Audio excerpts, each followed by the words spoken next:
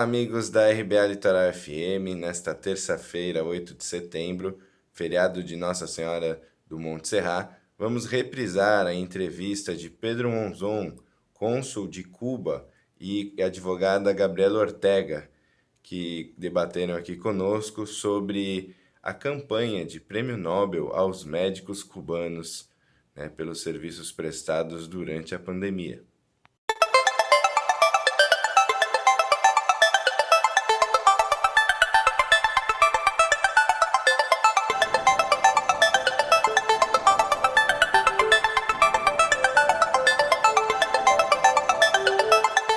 E agora chegou a hora da nossa entrevista com... Bom, eu vou fazer uma introdução primeiro do assunto que nós vamos tratar, que em junho deste ano, muitas nações das América Latina e Caribe iniciaram uma campanha de concessão do Prêmio Nobel da Paz para a Brigada Henry Rive, composta por médicos cubanos.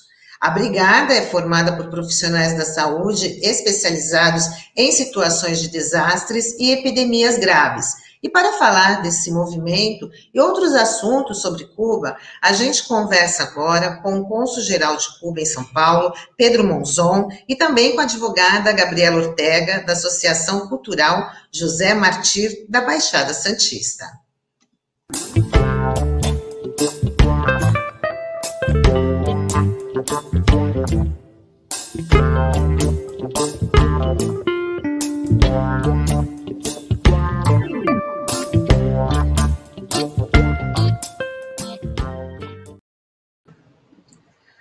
Nós ainda não conseguimos o contato com o cônsul, deve ter tido algum probleminha, mas a gente está aqui com a Gabi Ortega, da Associação Cultural da Casa José Martir, né, que é em Santos um pedaço de Cuba, né, Gabi? Tudo bem? Bom dia, seja bem-vinda.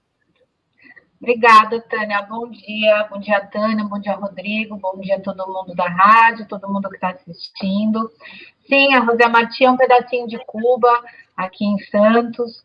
É um local que a gente pode sentir um pouco em Cuba e debater as questões de Cuba e as questões da nossa cidade, do nosso país, né? A gente nasceu com o objetivo de prestar essa solidariedade a Cuba, né? Principalmente a luta contra o bloqueio estadunidense, que já dura 60 anos, mas durante a nossa caminhada aí desde 2012, a gente se transformou num espaço amplo, num espaço de luta, num espaço onde os progressistas da nossa cidade podem se reunir para fazer reunião, para fazer cursos, enfim, a gente acabou alargando um pouco aí, né, o nosso objetivo. Então a gente caminha com a nossa cidade, discutindo os problemas da cidade, do país. Somos isso e muito mais. Sim, a Associação Cultural também já foi palco assim, de grandes eventos. O ano passado teve um evento de solidariedade em Cuba que movimentou toda a Baixada, né? Vieram pessoas importantes. Sim, a Associação Cultural José Martí, ela faz parte de um movimento amplo, né, de solidariedade. Um movimento que tem aqui no Brasil, mas tem na América Latina e tem no mundo inteiro. Aqui no Brasil, nós somos em mais de 30 entidades que fazem essa solidariedade, e há 40 anos a gente está aí lutando e militando para Cuba. E esse evento que você citou, Tânia, ele acontece a cada 2 anos, e cada edição é numa capital, numa cidade. Ano passado ficou por conta aqui de Santos, e nós fizemos no Sindipetro. Foi a 24ª Convenção Nacional de Solidariedade a Cuba. Foi um evento que passou ali pelo Sindipetro por volta de 800 pessoas.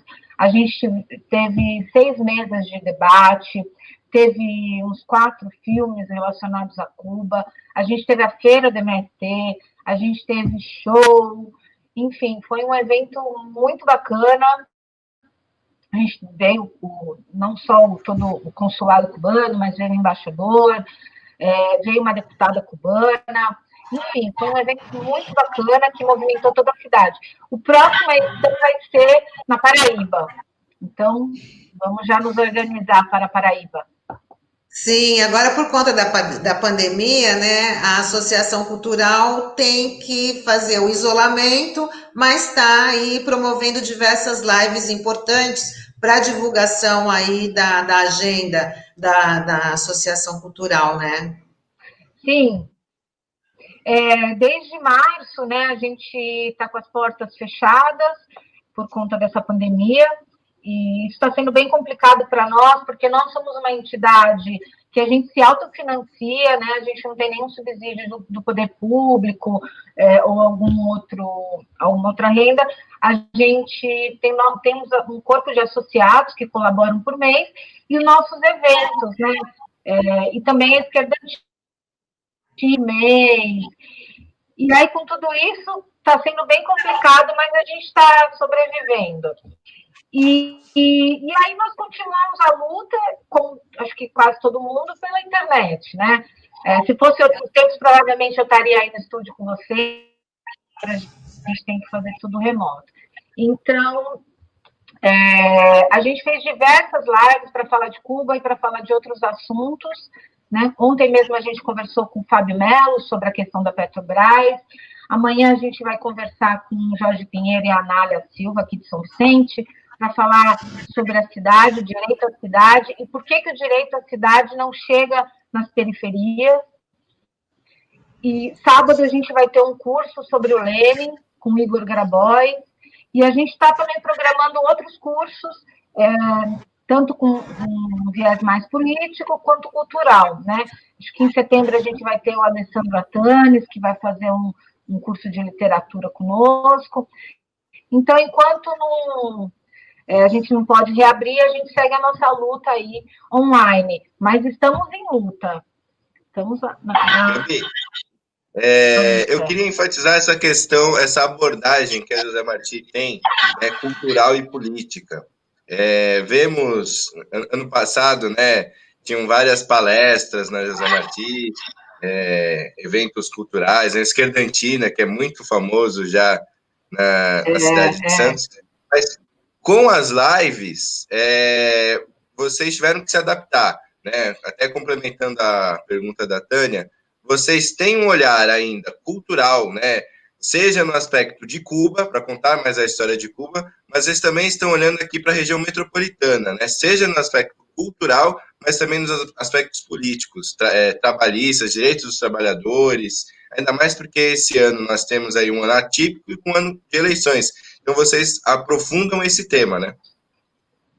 Sim, sim. E até porque, né, Tiago, a gente entende o seguinte, que o capitalismo, ele não é só um sistema econômico, né? Ele é um pacote, então ele é um sistema econômico, cultural, social, e a gente tem que discutir isso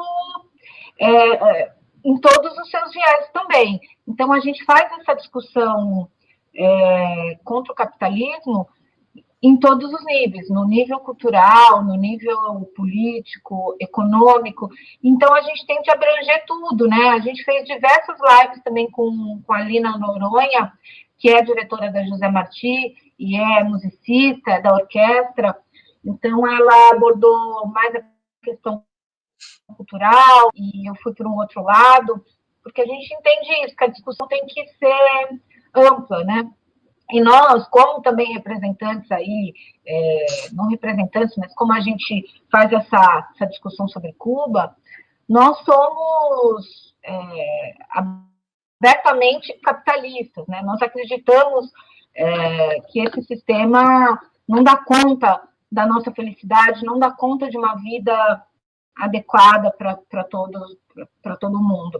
Então, a gente quer a construção do socialismo, a gente quer a construção de um outro sistema, com outros valores, né? Com valores humanos, com valores de ética, de solidariedade.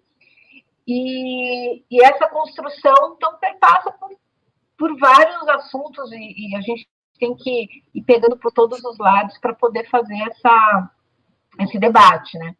como dizia nosso comandante Fidel Castro, né, a maior solidariedade a Cuba é fazer a revolução no nosso país.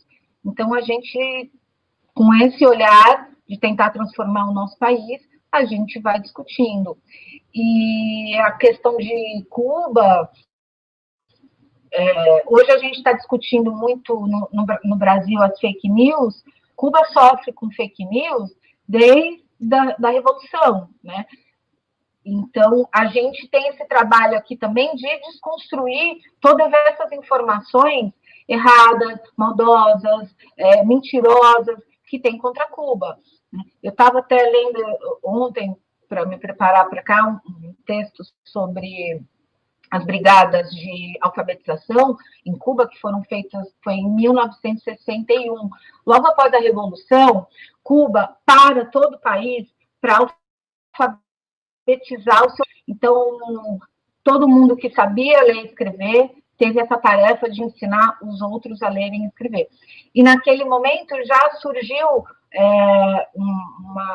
uma grande notícia que os professores que iam para os rincões de Cuba, na verdade, eram guerrilheiros e que estavam indo lá para roubar as crianças. Então, você vê como, desde aquela época, e isso até hoje, a gente tem essas notícias mentirosas e criminosas sobre Cuba. Então, nossa luta da José Martí e de todo o movimento de solidariedade também é combater todas essas mentiras. E à medida que a gente vai discutindo diversos assuntos, a gente vai desmontando aí essas mentiras, né? Essas informações aí. Também é uma forma de lutar. Acaba virando uma questão também quase de um preconceito pela falta de conhecimento, né, Gabi? Sim, sim. O bloqueio que os Estados Unidos impõem a Cuba, ele é muito mais do que um bloqueio só econômico. Eu não sei se todo mundo conhece, né? Mas, grosso modo, bem resumidamente, então, todos os países que fazem um comércio com Cuba ou mantêm alguma relação com Cuba ficam impossibilitados de manter uma relação com os Estados Unidos. Então, você pega uma ilha pequena e uma potência econômica como os Estados Unidos, é claro que às vezes os estados são compelidos a não negociarem com Cuba. Então, isso criou um grande problema, né? A situação econômica que Cuba se encontra hoje é devido ao bloqueio, né? As pessoas, e aí você vê muito claro as pessoas falam, mas o socialismo não deu certo, vê como Cuba é um país pobre. Não, Cuba tem umas dificuldades por conta, eles não têm minérios, não têm alguns recursos, mas Cuba sofre esse bloqueio. Se o Brasil fosse bloqueado, nada aconteceria, porque a gente tem terra para plantar, tem minérios, tem um mar, tem um rio, temos cachoeira, temos hidrelétrica, temos tudo. Cuba não, é uma ilha pequena, estreita. Né? Então, tudo que a economia cubana está sofrendo é por conta desse bloqueio. E esse bloqueio ele não é só econômico, ele é midiático. Né?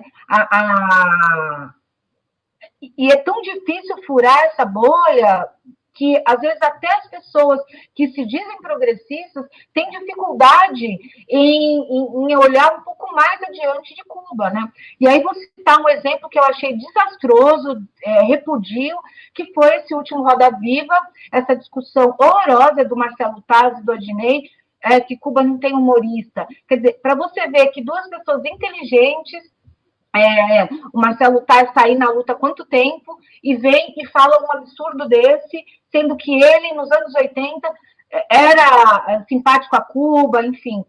Então, para você ver como o bloqueio, ele ultrapassa a esfera econômica e ele vai para todas as áreas, né? Até a midiática. E é por isso que aqui no Brasil a gente só chega coisas horrorosas sobre Cuba, né? E que não é verdade, e que aí nós, Movimento de Solidariedade à Cuba do Brasil, lutamos contra isso, contra o bloqueio e contra as informações mentirosas e falsas. O Gabi, foi até também uma oportunidade, só um minuto, só para não perder o bonde que ela colocou do questionamento do Marcelo Taz, na entrevista do Marcelo Adnet no Roda Viva. Foi meio que como um tiro no pé, porque ele acabou resgatando nas redes sociais, muitas pessoas trouxeram vários humoristas de Cuba, né? E aí ele acabou passando por desinformado. Sim. E tivemos aqui também um ouvinte comentando, Luiz, se o nosso editor Taigo puder colocar de novo na tela, que ele pergunta quais são as principais diferenças aí, né? Qual a diferença entre as desigualdades sociais no Brasil e em Cuba, Gabi? Então, Cuba é uma sociedade que está calcada, que está sedimentada em outros valores, né? Eu sempre me refiro a Cuba como não a Revolução Cubana, mas o processo revolucionário cubano, o processo de construção do socialismo cubano. Então, Cuba tem outros valores, né? Eles estão calcados em outros valores. Vide a medicina cubana, né? Que aí acho que o Pedro vai falar mais sobre isso. Então, aqui a nossa desigualdade é por conta que uns têm muito e outros não têm absolutamente nada. Uns têm um plano de saúde e os outros não. Transporte, a moradia, né? Em Cuba, tem problemas, claro que tem, e tem por conta da economia mesmo, né? Mas você não vê essa desigualdade gritante que nós temos aqui no Brasil. Então, Cuba tem uma sociedade muito mais igualitária, né? Não tem, talvez, tantos avanços tecnológicos como a gente pode ver aqui, mas você não precisa ficar na fila para fazer uma cirurgia. Eu estou com uma amiga que precisa operar urgente mioma e ela não tem como operar, o SUS demora anos para operar um mioma de uma mulher, né? Só você viver numa sociedade como a cubana que você não passa por esse constrangimento, isso é muito importante.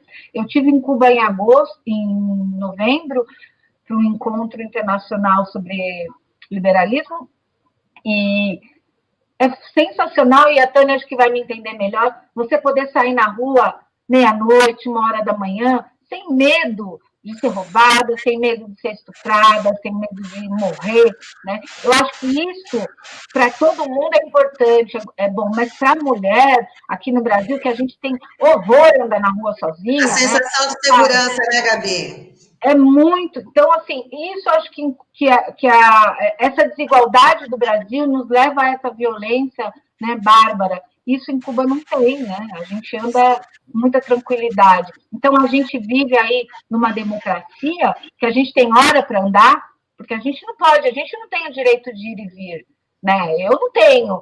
Eu não posso sair aqui da casa do meu pai meia-noite e ir aonde eu quiser. Posso. E outra, você não pode nem pagar, né? O transporte público em Cuba é muito barato, é subsidiado pelo Estado, é muito barato. Aqui, nós estamos aqui na região de Santos, quantas crianças, às vezes eu vejo nos morros, nas palafitas, que não conhecem a praia. Isso é democracia?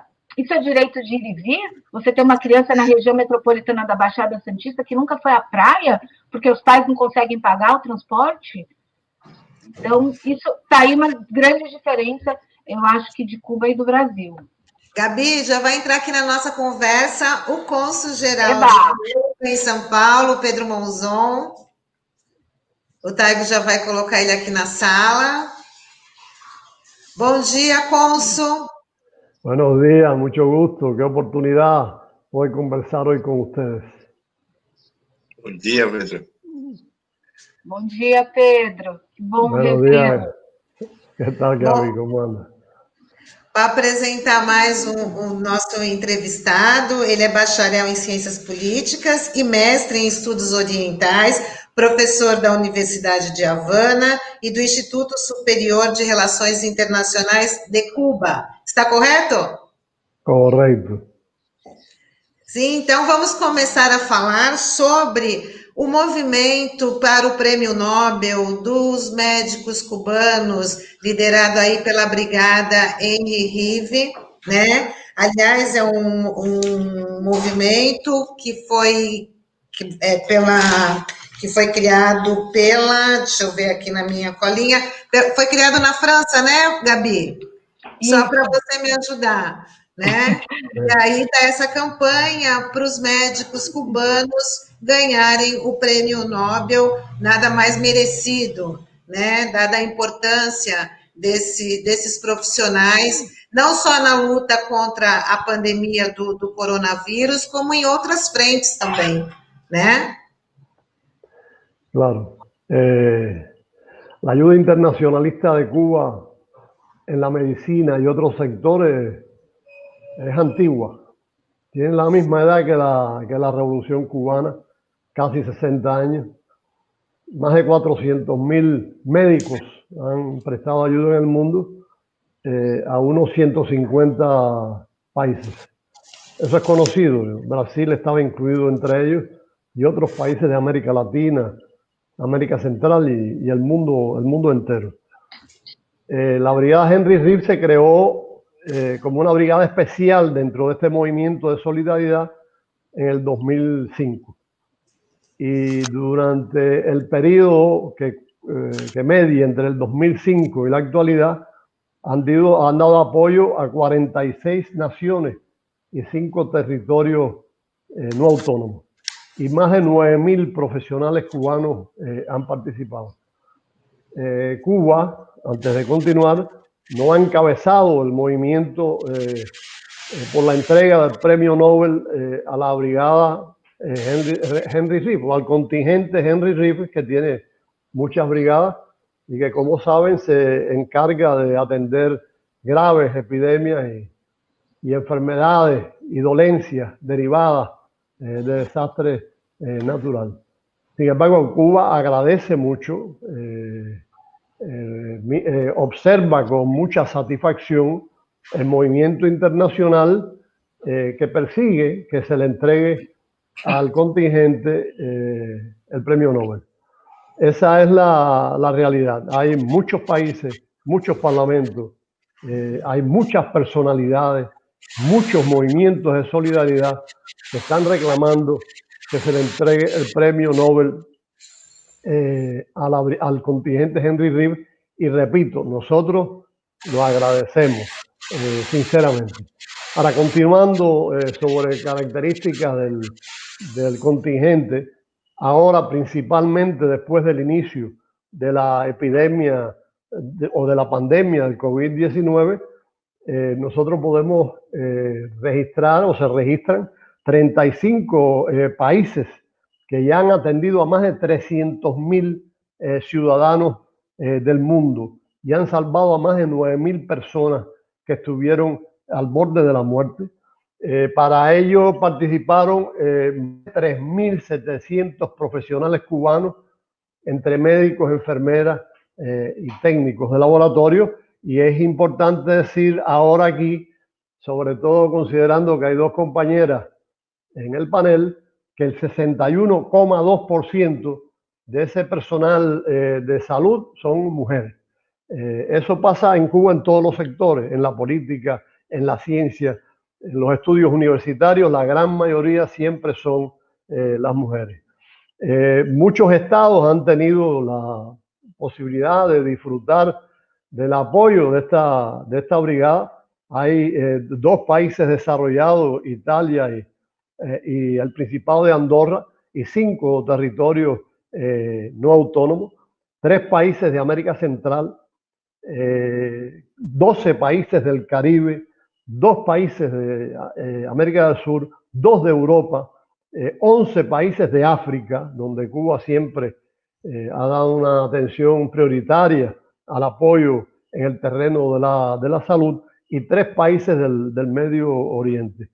Este personal de salud, estos profesionales, han estado siempre corriendo riesgo de contaminarse con las enfermedades derivadas de estos fenómenos epidémicos y además de los fenómenos de afectaciones como terremotos, inundaciones, etcétera, que suponen peligros importantes, potenciales para nuestro personal. Mediáticamente, uno de los eventos que más se conoce fue el apoyo a África de personal cubano durante la epidemia, la tremenda, terrible, muy contagiosa epidemia del ébola. Ese hecho fue realmente destacado, pero siempre el personal de salud cubano que trabaja en estas brigadas muy especiales dentro de nuestra cooperación médica ha estado sometido a riesgos tremendos. Algunos murieron, muy pocos, porque sobre todo protegemos al personal médico, y uno fue contagiado de ébola, desafortunadamente, pero se recuperó, y es muy importante decir que se recuperó, regresó a Cuba y de Cuba volvió a África para seguir trabajando a pesar de que ya había sido afectado por la enfermedad. Sin duda, este personal de salud son héroes y van voluntariamente a estas misiones, están muy preparados, tienen una larga experiencia en el trabajo contra epidemias. En este caso ahora, por supuesto, les es muy útil para confrontar la pandemia que nos afecta inéditamente en este momento. Conocen idiomas y son capaces de ser movilizados en muy pocos días. En 1 o 2 días se puede movilizar un contingente o una brigada del contingente para atender los problemas que en este terreno han tenido de salud muchos países del mundo. Esa es la realidad. Criminalmente, y esto es parte del bloqueo y más bien de la agresividad de Estados Unidos, que incluye el bloqueo, los Estados Unidos han perseguido la cooperación médica en general, en todos los sentidos, han tratado de corromperla, de destruirla, de dividirla, de desgarrarla, y no lo han logrado. Y ahora con la epidemia del COVID, la pandemia del COVID, han aplicado esfuerzos aún mayores para destruir la cooperación médica cubana. Han amenazado a los países que han aceptado o que puedan aceptar la cooperación médica cubana. Les han pedido directamente que no acepten la cooperación médica cubana. Hay una legislación en el Congreso que propone que se castigue a los países que acepten la cooperación médica cubana. Ya en estos días amenazaron a Panamá también para que no aceptara la cooperación médica cubana. Es decir, son capaces, como siempre lo han hecho, de sacrificar a poblaciones enteras con el fin de hacerle daño a la revolución cubana, de hacerle daño a la cooperación internacional, que es lo que propugna, lo que desarrolla la cooperación cubana. Para ello, los que mueren producto de falta de atención médica en países donde hubo médicos cubanos son daños colaterales. Pueden morir miles, no les importa. Lo que más interesa es ese propósito político terrible de afectar la imagen de la revolución cubana. Esa es la realidad. Son crímenes de lesa humanidad. Desgraciadamente, todavía en el mundo predomina la impunidad. Pueden hacer lo que les parece, como hicieron en Irak, en Afganistán, como hicieron durante múltiples invasiones e intervenciones en América Latina y del mundo. El mapa del mundo y de América Latina, sobre todo, está repleto de marcas donde los Estados Unidos han intervenido con el fin de abortar procesos políticos progresistas e independentistas. Esa es la realidad, y Cuba, por supuesto, es un malísimo ejemplo. Hay que acabar con Cuba. Se lo propusieron desde el inicio de la revolución, y ahora, después de Trump, se ha intensificado de manera brutal, de manera especial, el bloqueo, no solo en este terreno, sino en muchos otros terrenos. Ellos afectan la cooperación médica cubana y de la brigada Henry Reed, no solo atacando directamente la cooperación y la brigada, sino afectando el comercio de Cuba con el mundo en el terreno de los medicamentos y de los equipos médicos. Ha habido ya muchos incidentes informados de cómo los Estados Unidos bloquean la entrada de equipos y de productos médicos a Cuba. Es una persecución implacable que Cuba ha soportado durante tantos años y que va a seguir soportándolo. Y en ningún momento nos harán rendir, nos harán renunciar a la solidaridad internacional. Esa opción no existe para Cuba, aun cuando se fortalezca mucho más el bloqueo de Estados Unidos a Cuba. Sim, até como a Gabi estava explicando, né, a questão de querer arranhar a imagem da Revolução Cubana, também pela falta do conhecimento que gera esse preconceito, né, Cônsul? E você também estava colocando, que eu achei até muito legal de falar da participação feminina nesse contingente de profissionais, né? A importância do trabalho da mulher nessa frente de luta, né, Gabi? Em Cuba, o parlamento tem mais mulheres do que homens, né? Acho que é o único país aí que a gente tem uma maioria feminina. E isso não é milagre, isso é uma construção de um novo modelo aí. E eu só queria fazer um parênteses, né? Nós temos duas grandes potências aí no mundo que estão sofrendo demais com o Covid. Uma é o Brasil e uma é os Estados Unidos. Os Estados Unidos aí pode ser aí uma grande potência econômica, financeira, mas está sendo um desastre em relação ao Covid, assim como o Brasil, né? São dois países muito parecidos e os dois lidam muito parecidos com o Covid, que é um total desrespeito e desprezo ao povo, né? 100 mil mortes e daí os Estados Unidos já está com mais de 172 mil mortes. E não por acaso, você veja, esses dois países são os dois países também que mais perseguem Cuba e mais tentam arranhar a imagem de Cuba, como você falou, né, Fernanda? E os Estados Unidos não dão conta de resolver o problema do Covid, apesar de toda a tecnologia e todo o dinheiro deles.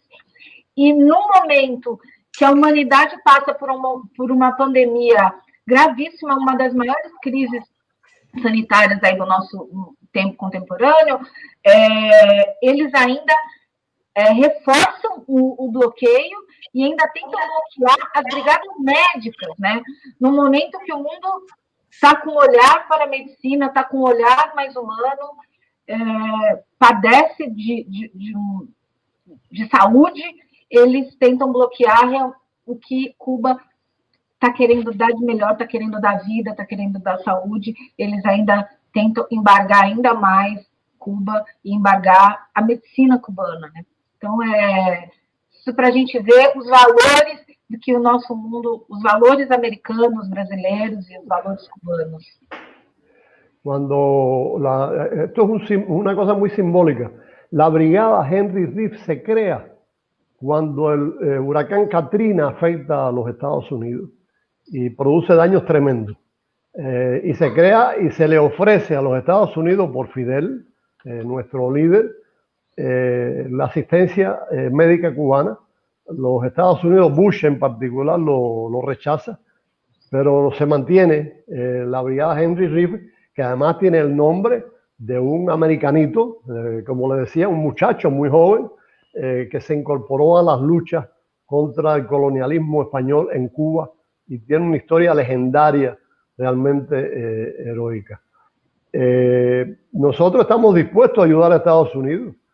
Nosotros no tenemos nosotros somos incapaces de poner la política por encima de los intereses de la humanidad y de los intereses de los pueblos, ni la ideología. La ayuda que le da Cuba al mundo no tiene nada que ver con política ni ideología. La mayoría de los países donde Cuba tiene médicos y personal de salud, como ha tenido también profesores, etcétera, no comparten nuestra ideología, no comparten nuestras concepciones políticas. Sin embargo, nosotros trabajamos en ello y ayudamos. Y en ningún momento interfiere, se propone o se promueve ninguna idea política o ideológica.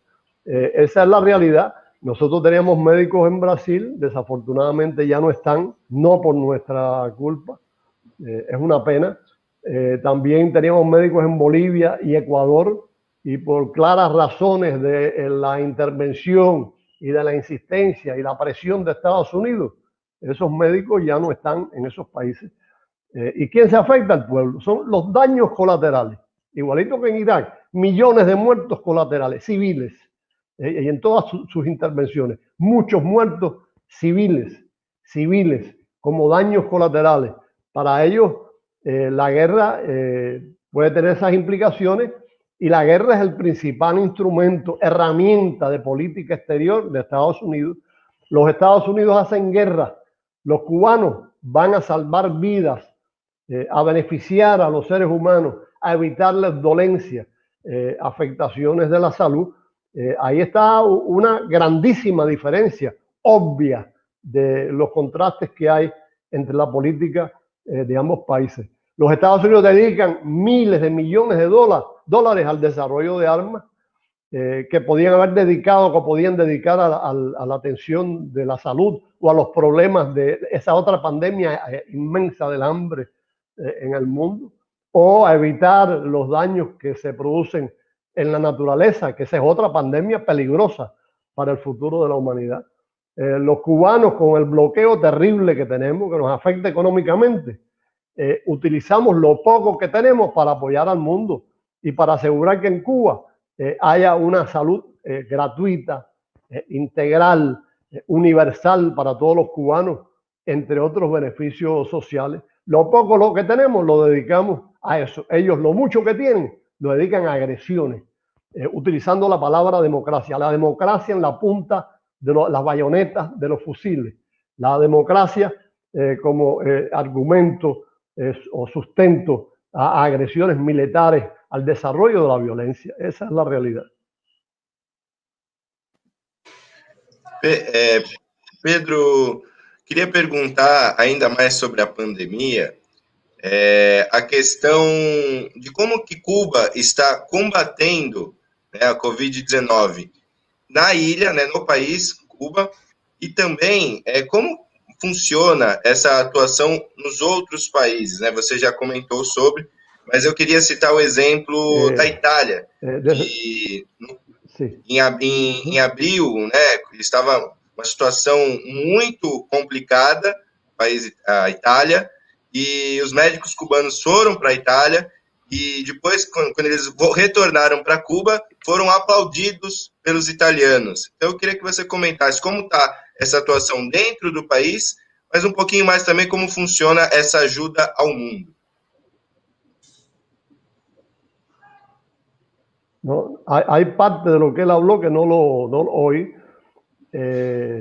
Sí, Cuba envió médicos a Italia, y que no tiene, el sistema italiano no tiene nada que ver con el sistema político cubano, ni la ideología de los italianos es la nuestra. Sin embargo, pidieron ayuda porque saben que tenemos un equipo único en experiencia, único en el mundo.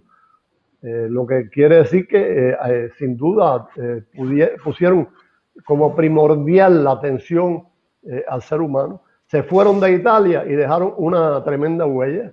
Los agradecimientos de los italianos, del gobierno, de instituciones, de personalidades a los médicos cubanos fue general. Esa es la realidad. Y en Cuba, nosotros naturalmente, en primer lugar, priorizamos la atención a los cubanos. Tenemos el mayor índice de médicos por habitantes del mundo entero, superior a cualquier país desarrollado incluso. Eso nos permite ayudar a otros países.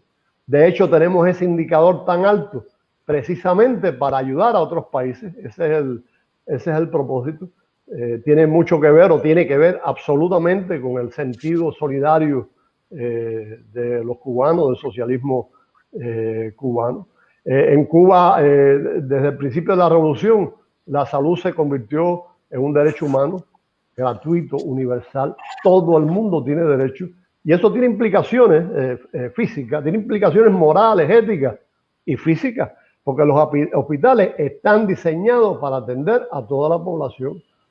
Están diseñados para trabajar sin que nadie tenga que pagar. Los médicos cubanos están diseñados, entre comillas, si se puede hablar de diseño en el caso de seres humanos, a partir del desarrollo de valores y no del mercado. Para un médico cubano, la salud no es una mercancía.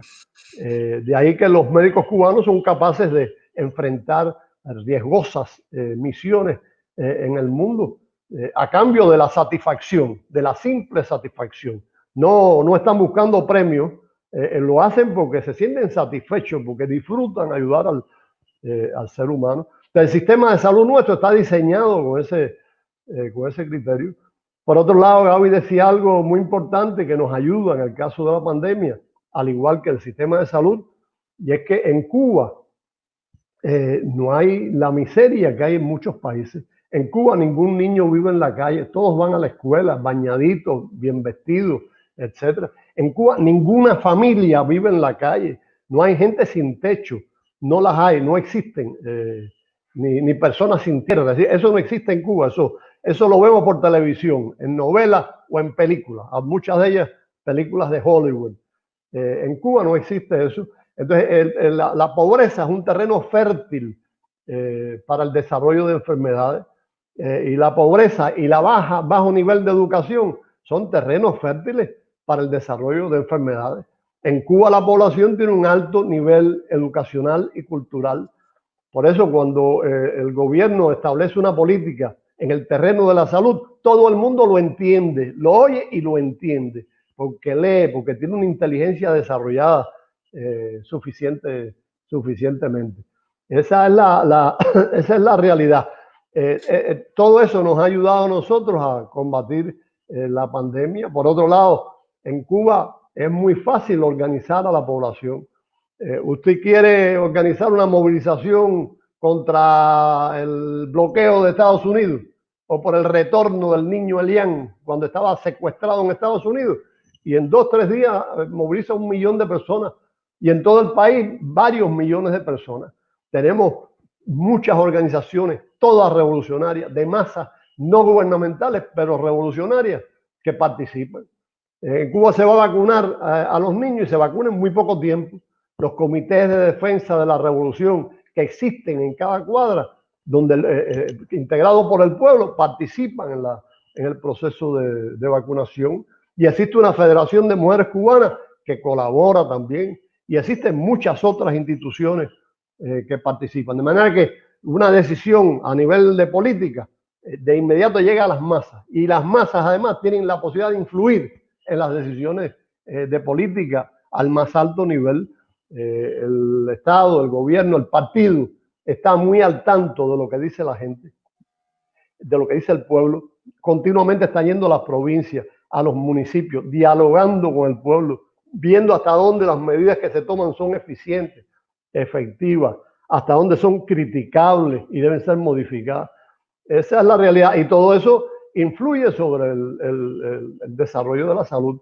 Por eso, aunque la pandemia es algo inédito y terrible, Cuba tenía un entrenamiento y un sistema que le permite con más facilidad que otros países enfrentarla.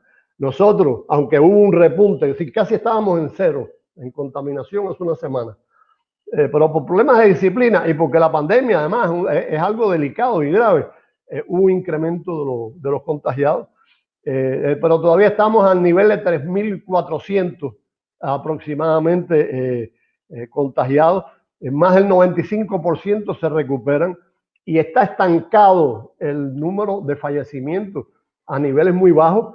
En este momento 88, lo sentimos mucho, son seres humanos, para nosotros por supuesto, y estoy seguro que para ustedes también, la vida de un ser humano tiene un valor muy especial, pero la realidad es que prácticamente no crece, el crecimiento es casi nulo. Cuando el 80% de las personas críticas o graves mueren en el mundo, en Cuba el 80% se salva. Y eso tiene que ver con el sistema, con el nivel profesional de los médicos, y tiene que ver además con algo que está vinculado a este tema, que es el desarrollo de la biotecnología y la ciencia en Cuba. Cuba tiene el grueso de los medicamentos que se utilizan para combatir la pandemia, y tiene medicamentos únicos que han provocado que prácticamente no hay muertos. Es decir, la última persona que murió fue porque tenía comorbilidades, es decir, tenía enfermedades de otro tipo y por supuesto la afectación del COVID le produjo la muerte. Es decir, Cuba tiene un sistema muy completo, los medicamentos son muy eficientes, el grueso lo producimos nosotros y muchos son únicos de Cuba, y ahora tenemos una vacuna que ya se aprobó su ensayo y posiblemente en febrero ya se esté aplicando. En enero terminan las fases 1 y 2 y a principios de febrero se comienza a aplicar. La vacuna se llama Soberana 01, Soberana, ese es el nombre, porque por encima de todo nosotros protegemos la soberanía. Y es una manera de asegurar la soberanía en el terreno de la medicina. Estamos seguros de que a principios de febrero ya los cubanos podrán vacunarse con una vacuna cubana y estamos seguros de que cualquier país que nos pida apoyo en ese terreno se lo vamos a dar, como lo hemos hecho con otros medicamentos que llevan nuestras brigadas a otros países para ayudarnos. Tá todo mundo torcendo aí pela cura, né, para a gente tentar passar ileso aí por essa pandemia. Enquanto você estava citando que em Cuba, infelizmente, tiveram 88 mortes, né, devido à Covid-19, aqui no Brasil a gente está com um cenário de quase 110 mil mortes, acho que é um saldo de guerra, né? Esse número tão estrondoso. Temos um governo negacionista que não dá mínima para a ciência, mas ainda estamos sendo sustentados aqui pelo SUS, pelo Sistema Único de Saúde, que eu acho que é graças a esse sistema que este número de mortes ele não está nem dobrado e nem triplicado. Eu queria que você avaliasse o SUS aqui no Brasil e qual que tiver alguma relação com Cuba, qual a semelhança que ele tem com a questão da saúde em Cuba. Bueno, yo conozco, bueno, primero, normalmente nosotros no interferimos en cuestiones de política interna porque somos diplomáticos, ¿no? Pero el SUS parece un recurso realmente interesante para atender al pueblo. Creo que además ha ido mejorando, hay mucha conciencia, independientemente de la capacidad financiera de esas necesidades. Creo que en su época tuvieron vínculos con los sistemas de salud en Cuba, que incluyen los hospitales, las clínicas, los policlínicos, y en la base el médico de familia, que es fundamental, que es un médico y es un sociólogo y atiende todos los temas de la sociedad, de la jurisdicción donde vive. Es decir, él va a las casas, atiende a los pacientes en las casas, a las embarazadas, a los ancianos. Es un ser humano vinculado, es casi una iglesia, para hablar en términos religiosos, que van casa a casa atendiendo, protegiéndolo a los seres humanos. Yo tuve la oportunidad de ir una sola vez al SUS y me gustó la atención. Yo realmente no me quiero, repito, interferir en temas de política interna, pero nosotros sentimos mucho la cantidad de afectaciones, de enfermos y de muertos en Brasil. Lo sentimos, nos duele y nos preocupa. Ojalá encuentren una solución, sería lo ideal, independientemente de las opiniones políticas diferentes o ideológicas diferentes que podamos tener. Nos gustaría que hubiera una solución en cualquiera de los casos para esos problemas. Cuba estará siempre dispuesta a apoyar al pueblo brasileño. Naturalmente tiene que haber condiciones, una atmósfera adecuada, tiene que haber respeto por nuestros médicos. Si eso se recupera, sin duda Cuba estaría dispuesta a reiniciar las relaciones en ese terreno y en cualquier terreno con Brasil. De hecho, tenemos muchas relaciones comerciales, tenemos relaciones culturales. Podríamos también avanzar más en el terreno de la atención médica si las condiciones políticas generales cambian, ¿no? De manera adecuada, de manera inteligente, de manera sensata. Así es como lo entendemos. A gente já está chegando aqui no finalzinho da nossa entrevista, mas tem algumas perguntas, muita gente aí participando, dando um oi, saudando Cuba. O Taigo vai colocar aí para gente. Aldenir Dias, preciso voltar a Cuba, né? Bueno, se puede, ya nosotros estamos, salvo en La Habana, que hubo un rebrote, estamos en la fase 3 de recuperación. Se abrió el turismo nacional y se abrió el turismo extranjero, pero solo pueden llegar los extranjeros a los cayos adyacentes, las islitas adyacentes, que son paraísos definitivamente, pero no a la isla fundamental porque es más difícil de controlar la contaminación. En esos cayos, cada hotel tiene un médico, un epidemiólogo y una enfermera, cada hotel, y cada turista que llega se le aplica la prueba, el test, y todos los trabajadores están certificados con test para evitar que haya contaminación de los turistas, contaminación de los cubanos que trabajan ahí y que la contaminación pase a la isla central de Cuba. Pero ya hay turismo en los cayos. Esperamos que se recupere el turismo en general. El daño que nos ha hecho es terrible en la pandemia, debido justamente al bloqueo. Para nosotros una fuente fundamental de ingresos es el turismo y está prácticamente en cero. Están empezando a ir muy pocos turistas a los cayos, porque aunque se sienten más seguros en Cuba, porque uno está mucho más seguro en Cuba, para ir a Cuba hay que tomar un avión, hay que ir a un aeropuerto, hay que coger un taxi o un ómnibus. Es decir, hay un itinerario que hay que seguir y eso son riesgos. Pero esperamos que se recupere y que el turismo con Brasil se recupere y crezca. Sim. Queria agradecer a participação do cônsul geral de Cuba em São Paulo, Pedro Monzon. Muito obrigada aqui pela participação. A Gabi Ortega, da Associação Cultural José Martí, da Baixada Santista. E queria a consideração finais de vocês. No, yo quiero decir algo que digo siempre. Nosotros estamos muy interesados en las relaciones con Brasil y con el pueblo brasileño. No tenemos absolutamente nada en contra. Todo lo que hay entre Brasil y los brasileños y Cuba es común. Nos parecemos mucho. La diferencia en el idioma es prácticamente nula. Es muy poca la diferencia idiomática. Étnicamente nos parecemos. Históricamente las poblaciones nuestras tienen una historia común, muy parecida. En el caso de ustedes Portugal, en el caso nuestro España, pero muy parecida.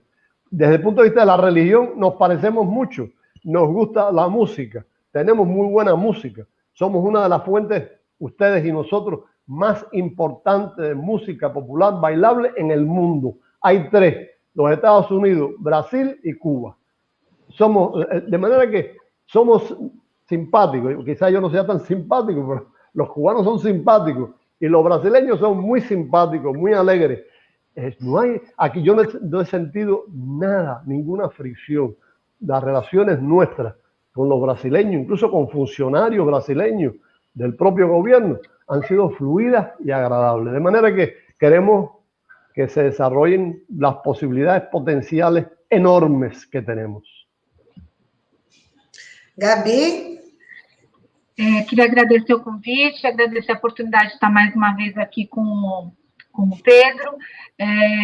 Eu gostaria de divulgar o site que tem as informações do prêmio. Eu coloquei no chat, mas é brigadasmedcuba.com.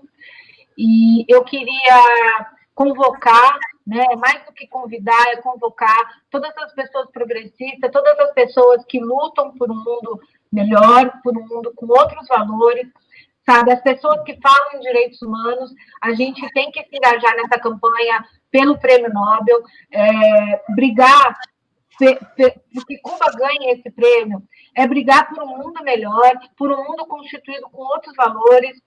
A gente está vendo a pandemia, e no início dessa pandemia a gente esperava sair dela com outros valores, e a gente está vendo que não, a barbárie está se acentuando, a gente está vendo a miséria cada vez chegando mais, a desigualdade, quem é rico está ficando mais rico e os pobres mais pobres. Então, a gente enaltecer os valores de solidariedade e ética cubana é lutar por um mundo calcado em outros valores. Então, Não dá para a gente se dizer progressista e deixar essas inverdades de Cuba e não lutar pelo prêmio.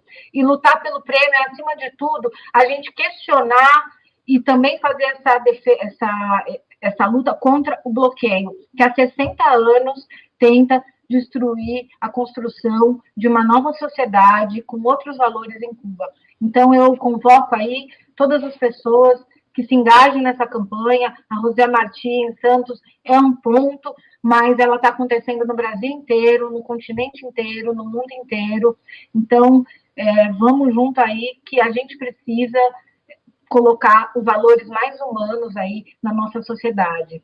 A gente está vendo o fim da pandemia, que não está tão perto de chegar, mas a gente não está conseguindo colocar nenhum valor um pouco melhor. E eu queria, para encerrar, falar uma frase do Fidel Castro, de 2005, quando ele criou a Brigada. Nós demonstraremos que há respostas a muitas tragédias do planeta. Demonstraremos que o ser humano pode e deve ser melhor. E demonstraremos o valor da ética e da consciência. Nós oferecemos vida. E eu acho que essa frase do Fidel, dita em 2005, ela é muito atual e ela tem que nos guiar nessa defesa de Cuba. É isso. E eu agradeço a vocês por dividir todas essas informações com a gente. Foi uma verdadeira aula sobre Cuba, sobre a realidade atual de Cuba. E até uma próxima oportunidade, Pedro Monzon, a Gabi Ortega, né? Com certeza voltarão aqui ao nosso programa para falar mais sobre a relação entre Cuba e Brasil. Obrigada. Muchas gracias por la oportunidad. Muchas gracias. E nós ficamos por aqui, né, Rodrigo? O que vem agora? Agora, na sequência, temos o Som da Praia com o Olavo Dada, depois o Tarde RBA Litoral com o Marcos Canduta. E caso você tenha perdido essa edição do Manhã RBA Litoral, ela será reprisada às 19 horas nas ondas da 93.3 FM. E a qualquer momento você pode conferir o nosso conteúdo nas nossas plataformas digitais, né? Seja no YouTube, seja no Facebook. Então, está aí também a importância de você curtir nossa página no Facebook e também se inscrever no nosso canal. Assim você vai conseguir ter em primeira mão todo esse E a gente conteúdo. agradece muito a companhia de todos, tanto pelo rádio 93.3 FM, quanto pelas plataformas digitais, YouTube, Facebook, e voltamos amanhã com mais uma edição do Manhã RBA Litoral. Tchau. Até lá.